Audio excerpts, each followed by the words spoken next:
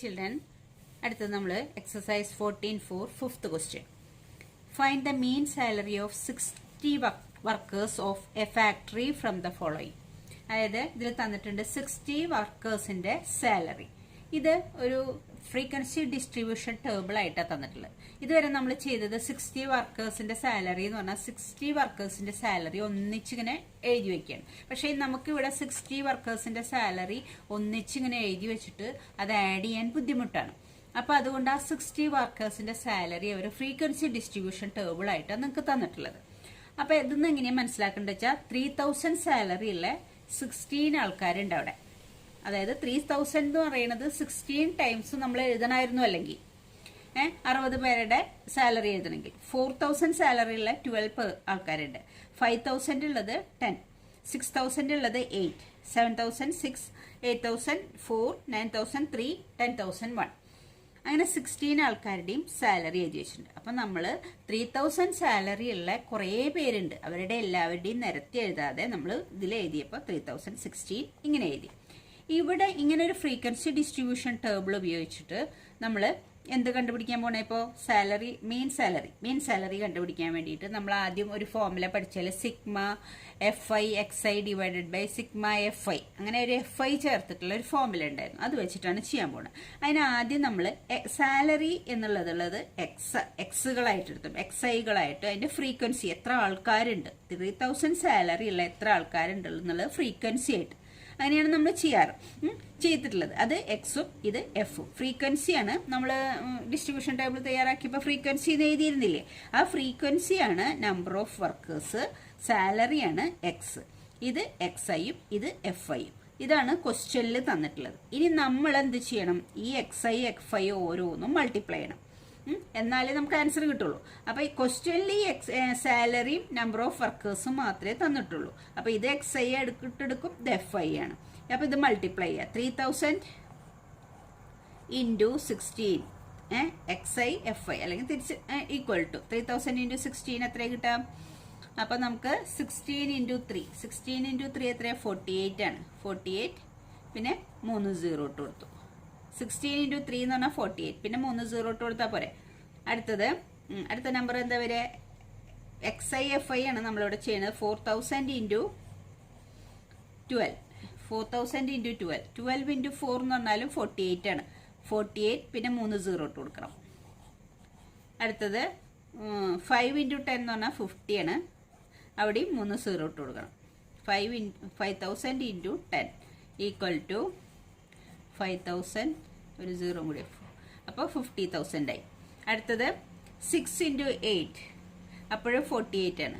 6000 into 8, 6 into 8 48, 48 3 0, 48,000 എന്ന് വരും.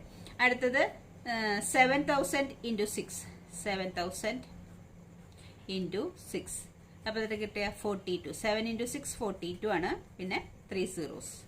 പിന്നെ 8 into 4, 8000 into 4, 8000 into 4 equal to 8 into 4 എത്രയാണ് കിട്ടുക?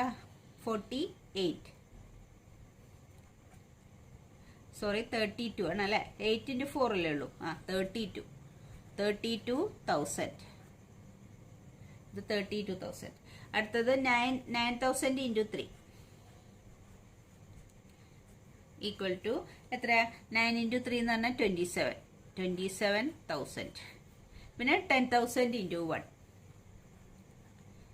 10,000 into 1 that is equal to 10,000. ഒരാളേ ഉള്ളൂ 10,000 സാലറിയിൽ. 10,000 ഇൻറ്റു 1 എന്ന് പറഞ്ഞാൽ 10,000 തന്നെ. ഇനി നമ്മൾ എന്താ ചെയ്യേണ്ടത് വെച്ചാൽ നമ്മുടെ ഫോമുല ഏതാണ് നമ്മൾ മീൻ കാണാനുള്ള ഫോമുല അവിടെ എഴുതി വെച്ചുള്ളത്? മീൻ X bar is equal to sigma I is equal to 1 to n FI XI divided by sigma I is equal to 1 to n FI. ഇതാണ് നമ്മൾ എഴുതിയിരിക്കുന്ന ഫോമുല. ഈ സിഗ്മ എന്ന് ഉദ്ദേശിക്കുന്നത് ഇതിന്റെ സം എന്നാണ്. ഇതല്ലേ FIകൾ, നമ്പർ ഓഫ് വർക്കേഴ്സ് ആണ് FI. ഈ FI കോളത്തിലുള്ള എല്ലാം കൂടെ സം ചെയ്യുമ്പോൾ 60 വർക്കേഴ്സ് ആണെന്ന് പറഞ്ഞിട്ടുണ്ട്. ഇതെല്ലാം കൂടെ സം ചെയ്യുമ്പോൾ 60 എന്നാ കിട്ടുക. അപ്പൊ സിഗ്മ 1 to n FI എന്ന് പറയുന്നത് 60 ആണ്, ഈക്വൽ ടു ഇത് 60 ആണ്. ഇനി നമ്മൾ എന്താ ചെയ്യുന്നത്, ഇതിന്റെ സം എടുക്കണം. FI/XI എന്ന് പറയുന്നത് ഈ നമ്പേഴ്സ്, ഇതിന്റെ സം എടുക്കണം. അതാണ് സിഗ്മ FI/XI. സിഗ്മ FI/XI എന്ന് പറഞ്ഞാൽ FI/XI ഉള്ള കോളത്തിലുള്ള ഇതിന്റെ എല്ലാത്തിന്റെയും കൂടി സം. സിഗ്മ FI എന്ന് പറഞ്ഞാൽ, സിഗ്മ എന്ന് പറഞ്ഞാൽ സം എന്നാണ് മീനിങ്. ഇതെല്ലാത്തിന്റെയും കൂടി സം, അത് 60 ആണ് കിട്ടിയത്. ഇനി ഇതിന്റെ എല്ലാത്തിന്റെയും കൂടി സം എടുക്കണം. സം എടുത്താൽ നമുക്ക് എത്ര കിട്ടാം? ഇതിന്റെ എല്ലാത്തിന്റെയും കൂടി സം എടുക്കുമ്പോൾ നമ്മൾക്ക് 3,05,000 ആണ് ആൻസർ വരുന്നത്. 3,05,000 ആണ് ആൻസർ വരുന്നത്. 3,05,000 ഒരു 0 ഇത് വേണമെങ്കിൽ കട്ട് ചെയ്ത് കളയാം. അപ്പൊ ഇതിന്റെ എല്ലാത്തിന്റെയും കൂടി സമ്മ് നമുക്ക് കിട്ടുക, ടോട്ടൽ എത്ര കിട്ടുക? 3,05,000. 3,05,000നെ FI/XI എന്ന് പറഞ്ഞാൽ 3,05,000, സിഗ്മ FI എന്ന് പറഞ്ഞാൽ 60. അപ്പൊ ഇതിനെ ഇതുകൊണ്ട് ഡിവൈഡ് ചെയ്യണം. ഇതിനെ ഇതുകൊണ്ട് ഡിവൈഡ് ചെയ്യുമ്പോൾ നമുക്ക് എത്ര ആൻസർ കിട്ടാം? 5,083.33. ഇതാണ് നിങ്ങൾ ഡിവൈഡ് ചെയ്ത് ചെയ്യാട്ടാ. 5,083.33 ഇതാണ് മീൻ കിട്ടുക, മീൻ സാലറി. അപ്പോൾ കുറേ ആൾക്കാർക്ക് 30,000 ഉണ്ട്, കുറേ ആൾക്കാർക്ക് 4,000 ഉണ്ട്, കുറേ ആൾക്കാർക്ക് 5,000 ഉണ്ട്, ഒരാൾക്ക് മാത്രം 10,000 ഉണ്ട്. ഇങ്ങനെ പല രീതിയിലാണ് ഈ 60 ആൾക്കാരുടെ സാലറി. അപ്പൊ ആ മീൻ സാലറി ഓഫ് ദാറ്റ് വർക്കേഴ്സ്, ആ വർക്കേഴ്സിന്റെ മീൻ സാലറി എത്ര വരിക? 5,083.33 ആണ് അവരുടെ മീൻ സാലറി വരിക. ഒരു ആവറേജ് സാലറി, അതായത് കുറെ പേർക്ക് 3 ഉള്ളൂ, കുറെ പേർക്ക് 10,000 ഉണ്ട്, കുറെ 10,000 ഉണ്ട്, 3,000 ഉണ്ട്. അപ്പോൾ അങ്ങനെയുള്ള എല്ലാവരുടെയും കൂടി സാലറിയുടെ ആവറേജ് നമ്മൾ എടുക്കുമ്പോൾ എത്രയാണ് ആ വർക്കേഴ്സിന്റെ ആവറേജ് സാലറി? 5,083.33 എന്ന് കിട്ടും. ഇതാണ് നമുക്ക് കിട്ടിയിട്ടുള്ള മീൻ. അപ്പൊ നിങ്ങൾ ഒരു കാര്യം ശ്രദ്ധിക്കേണ്ടത് വെച്ചാൽ ഇങ്ങനെ ഫ്രീക്വൻസി ഡിസ്ട്രിബ്യൂഷൻ ടേബിൾ തരുമ്പോൾ സിഗ്മ FI/XI, FI ഉണ്ടാവും, XI ഉണ്ടാവും ക്വസ്റ്റ്യനിൽ. നിങ്ങൾ FI/XI കണ്ടുപിടിക്കണം. ഇതിന്റെ ഓരോന്നും മൾട്ടിപ്ലൈ ചെയ്ത് FI/XI കണ്ടുപിടിക്കണം. എന്നിട്ട് ഈ FI/XIയുടെ സം എടുക്കണം. അതുപോലെ ഈ FID സം എടുക്കണം. FI/XIയുടെ സമ്മാണ് ഇവിടെ മുകളിൽ എഴുതുന്നത്, ഇതിന്റെ ആൻസറിൽ എഴുതുന്നത്. സിഗ്മ FI എന്ന് പറയുന്നത് ഇതിന്റെ സമ്മാണ്. അപ്പൊ ഇതിന്റെ സമ്മിനെ ഇതിന്റെ സം കൊണ്ട് ഡിവൈഡ് ചെയ്യുമ്പോൾ കിട്ടുന്നതാണ് മീൻ സാലറി. മീൻ ഏതിന്റെ ആയാലും, ഏത് ഒബ്സർവേഷന്റെ ആയാലും മീൻ എന്ന് പറയുന്നത്. ഓക്കെ,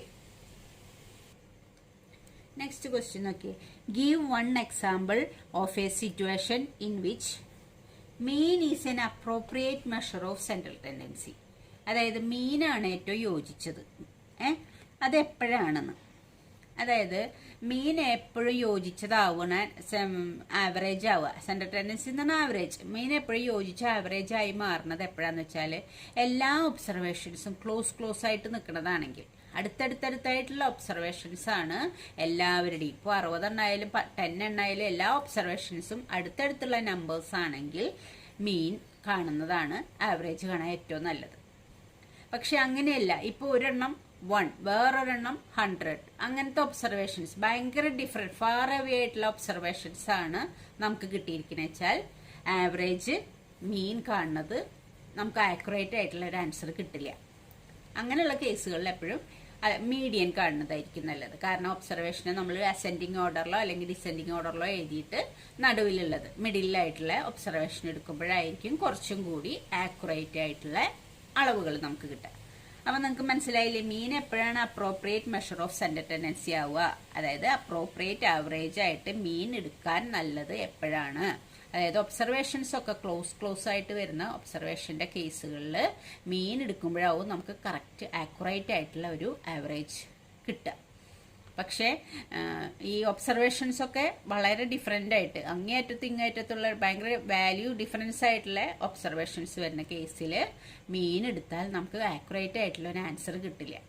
അപ്പം നമുക്ക് അതിനേക്കാളും നല്ലത് മീഡിയൻ തന്നെയായിരിക്കും. അപ്പോൾ ഈ 2 ക്വസ്റ്റ്യൻ്റെ ആൻസർ നിങ്ങൾക്ക് മനസ്സിലായെന്ന് വിചാരിക്കും. അപ്പോൾ അത് നമുക്ക് എഴുതാം. അപ്പോൾ അതിന്റെ ആൻസർ നമുക്ക് ഇങ്ങനെ എഴുതാം. The mean is an appropriate measure of central tendency when all observations are close to each other. Close ആയിട്ടുള്ള സമയത്താണ് ഏത് നല്ലത്, മീൻ നല്ലത്. The height of 5 students in class 9 in centimetre 154, 153, 156, 155, 157. അതായത് ആ ക്ലാസ്സിൽ ഒരേ ക്ലാസ്സിലെ കുട്ടികളാവുമ്പോൾ ഏകദേശം ഹൈറ്റുകളൊക്കെ അടുത്തടുത്തുള്ള അളവുകളായിരിക്കും. അപ്പോൾ അതിൻ്റെ ഒരു മീൻ കാണുമ്പോൾ അതെല്ലാം കൂടി സം ചെയ്ത് ഡിവൈഡഡ് ബൈ 5 കാണും. Mean is equal to this all divided by 5. അപ്പോൾ ഇതെല്ലാം കൂടി സം ചെയ്യുമ്പോൾ 775 ഡിവൈഡഡ് ബൈ 5 എന്ന് പറയുമ്പോൾ 155 എന്നാണ് കിട്ടുക. അപ്പോൾ ആവറേജ് എന്ന് പറഞ്ഞാൽ ഈ കുട്ടികളുടെയൊക്കെ ഹൈറ്റിന് ചേർന്നൊരു ഹൈറ്റ് തന്നെയാണ് ആവറേജ് കിട്ടിയിട്ടുള്ളത്. അപ്പോൾ ഇത് തെറ്റായ ആൻസർ അല്ല. അതിൻ്റെ ആവറേജ് ഈ കുട്ടികളുടെ എല്ലാവരുടെയും കൂടി ഹൈറ്റിനോട് ചേർന്ന ഒരു ഹൈറ്റ് തന്നെയാണ് ആവറേജ് ആയിട്ട് കിട്ടിയിട്ടുള്ളത്. അപ്പോൾ ഇതിൻ്റെ അളവുകൾക്ക് എന്താ പറയുക, ആക്യുറേറ്റ് ആയിട്ടുള്ള ഒരു അളവ് തന്നെയാണ് കിട്ടിയിട്ടുള്ളത്. അപ്പം ഇനി മറ്റേ രണ്ടാമത്തെ ക്വസ്റ്റ്യൻ ചോദിച്ചിട്ടുള്ളത്, the mean is not an appropriate measure of central tendency. Mean എപ്പോഴാണ് ഒരു ആവറേജ് ആയിട്ട് എടുക്കാൻ പറ്റാത്തത്? അതിൻ്റെ ആൻസറാണ് when some observations are very far from others.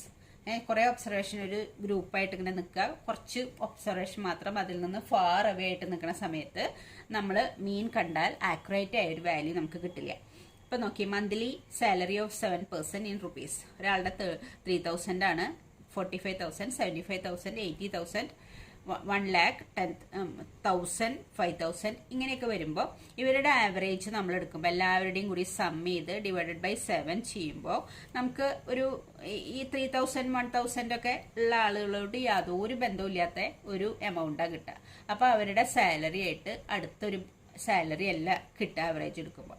അപ്പോൾ അങ്ങനത്തെ കേസുകളിൽ നമ്മൾ ആവറേജ് എടുക്കുമ്പോൾ ഒരു ആക്യുറേറ്റ് ആയിട്ട് ആൻസർ നമുക്ക് കിട്ടില്ല. എല്ലാവർക്കും കൂടി ചേർന്ന ഒരു ആൻസർ കിട്ടാൻ വേണ്ടിയിട്ട് നമുക്ക് എന്താ പറയുക, മീൻ ഉപയോഗിക്കാതിരിക്കുക നല്ലത്. അപ്പം മെഷേഴ്സൊക്കെ നമുക്ക് വന്നിരിക്കുന്ന ഒബ്സർവേഷനൊക്കെ അടുത്തടുത്തുള്ള അളവുകളാണെങ്കിൽ മീനാണ് ഏറ്റവും നല്ല ആവറേജ്, അല്ലെങ്കിൽ മീനല്ല. മീൻ നല്ലൊരു ആവറേജ് ആയിട്ട് നമുക്ക് ആക്യുറേറ്റ് ആയിട്ട് ഒരു ആൻസർ കിട്ടില്ല. അപ്പോൾ ഓക്കെ ചിൽഡ്രൻ, താങ്ക് യു. നമ്മുടെ ഈ എക്സസൈസ് അവസാനിച്ചു.